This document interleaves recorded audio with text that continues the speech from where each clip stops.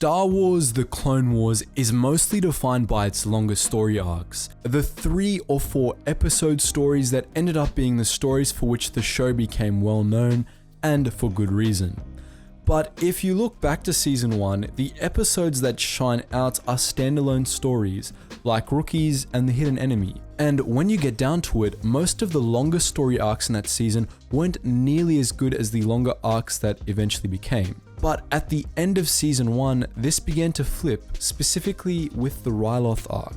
Those 3 episodes, which formed the penultimate story of the show's first season, made up the first of the Clone Wars' great story arcs, and it's a shame that they're so often forgotten.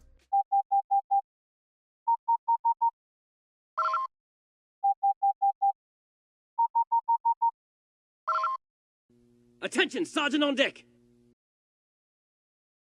Storm over Ryloth, Innocence of Ryloth, and Liberty on Ryloth are among the show's most underrated episodes, most notably because they're part of season 1. The first season of the Clone Wars is generally considered inferior to the rest of the show, and there are people out there that advocate for skipping it altogether. People that, on this channel, we like to refer to as heretics. But nonetheless, the Ryloth arc doesn't get nearly the credit that it deserves. When you look at it, not only was it the first great long arc, but it was also one of the best. But why? The answer to this question is tied to why the Clone Wars in general is so great. There are a lot of amazing things about the show, obviously, but when it comes down to it, the number one reason is that the writers weren't afraid. They weren't afraid to make their stories darker, more mature, and more violent. They weren't afraid to take some real risks that you wouldn't see anyone make under Disney. And above all, they weren't afraid to give their stories deeper meanings that reflected the nasty reality of war. This is why the Ryloth arc has so much impact.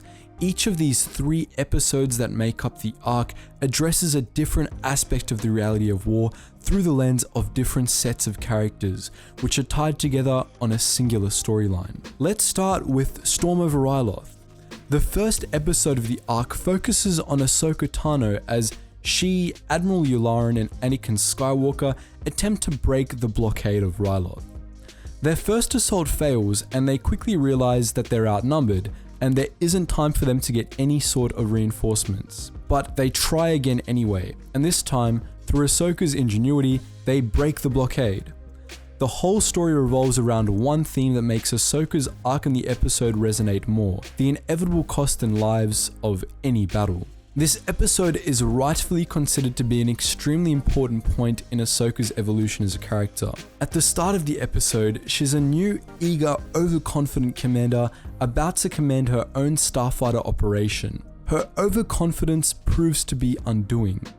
Ma Tuck, the enemy commander, has outsmarted her, and her failure to realize that she needs to retreat ends up killing almost all of the pilots under her command. Ahsoka is understandably crushed by this, and her self-confidence is completely shattered by the experience.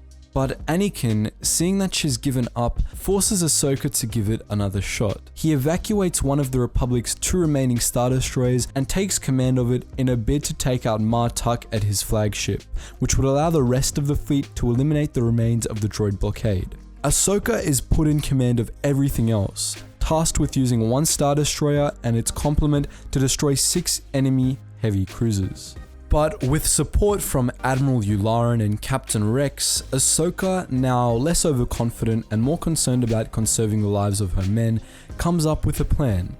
When Anakin's part of the operation happens successfully, Ahsoka implements it, successfully ripping apart the droid blockade by using the armored underside of the Star Destroyer to draw fire while its starfighters are sent in against the warships from a safer position. In doing so, Ahsoka has evolved both as a character and as a commander. The biggest factor in that evolution was Blue Squadron, which Ahsoka commanded in her initial assault. Going into the assault, Ahsoka had an idealized, impersonal version of war on her mind, much as those of us that haven't actually been on a battlefield generally do when we think of war. Everyone knows that people die in war, but not everyone understands that people die in war. The death tolls for any given battle are just a statistic, a compilation of names that don't mean anything in particular.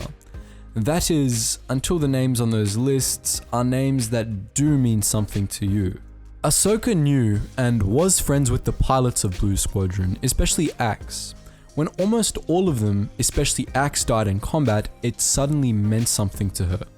The subsequent realization that it was also her fault hit even harder. And in making things this way for Ahsoka, the writers of the episode intended for a similar effect to happen to the viewer. We're used to seeing clones get shot or V-19s get blown up. But give those clones names and personalities and suddenly it means a whole lot more, as Rookies showed. But this isn't like it was in Rookies. In Rookies, a clone that we knew as a character sacrificed himself, dying so that he could be victorious. The same wasn't the case for Blue Squadron. In the grand scheme of the battle, their deaths were absolutely in vain. Such, of course, is the case in war in the real world. People die in war, and it isn't always worth it. That message is the heart of the episode. That it is a rough road that leads to the heights of greatness. It's a dark message, but it's also an important one. Moving on, we have the middle episode of the arc, Innocence of Ryloth. This is easily the best episode of the arc and one of the most powerful and heartfelt episodes of the entire show.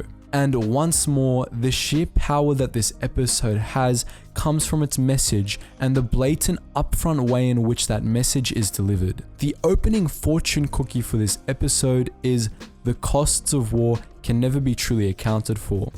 And that's exactly what Innocence of Ryloth depicts so well. The Innocence of Ryloth centers on Obi-Wan Kenobi, Commander Cody, and the clone troopers Waxer and Boyle as they work their way through the Twi'lek village of Nabat.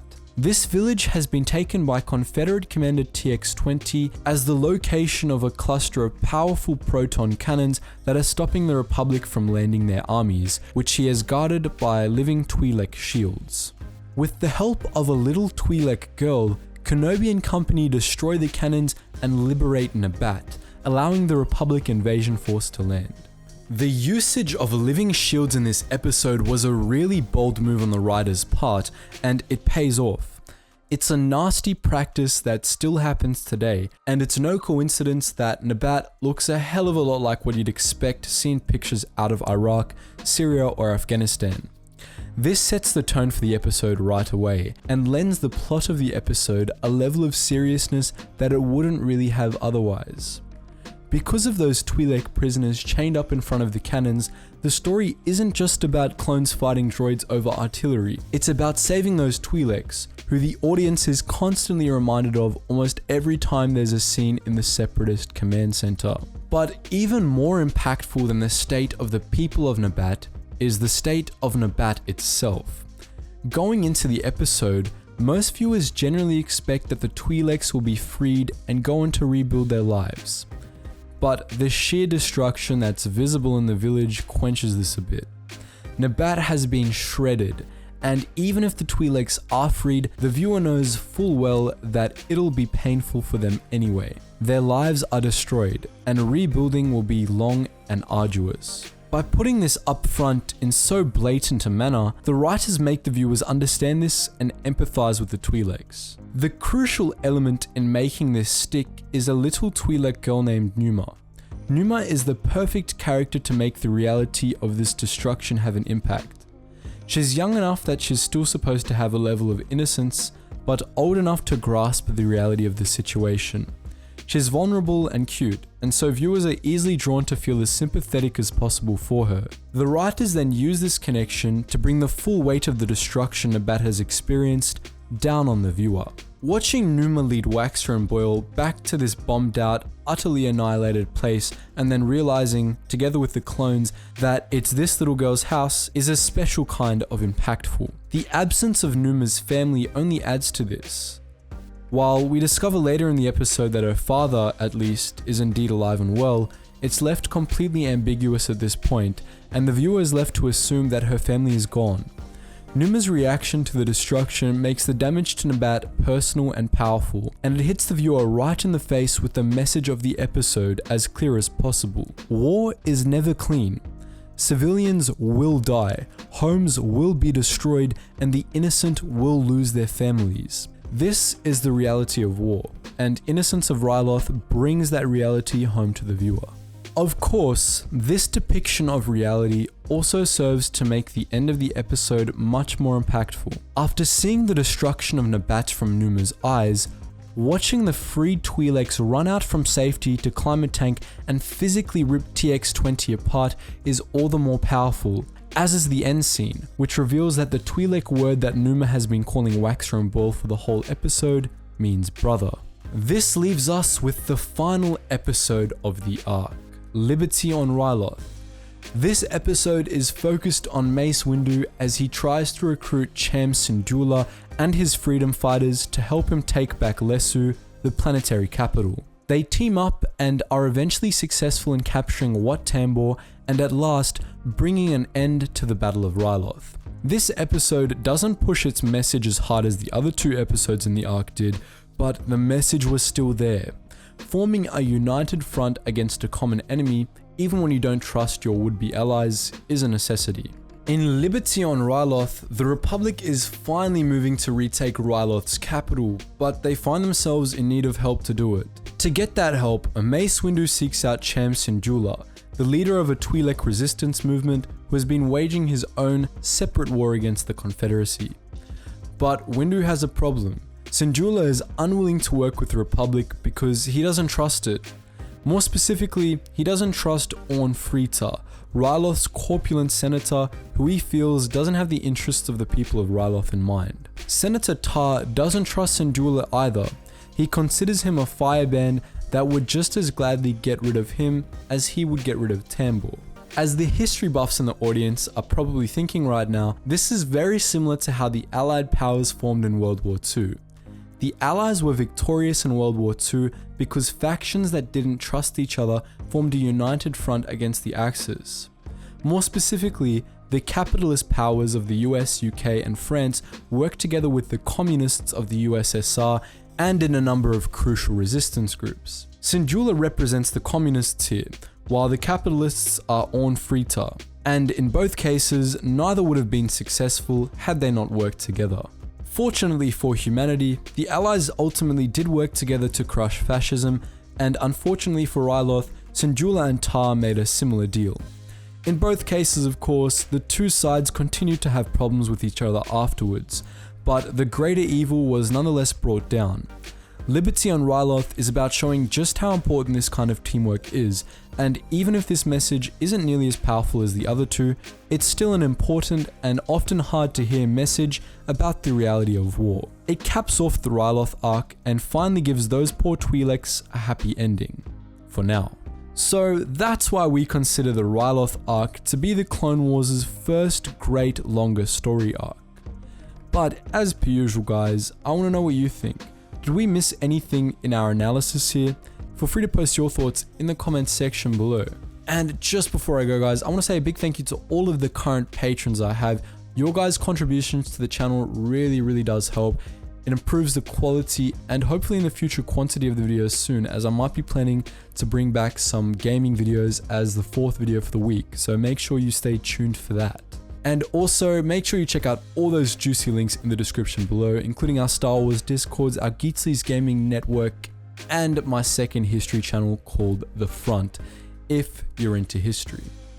Anyways guys, as always, thank you so much for watching, and I hope to see you in the next video.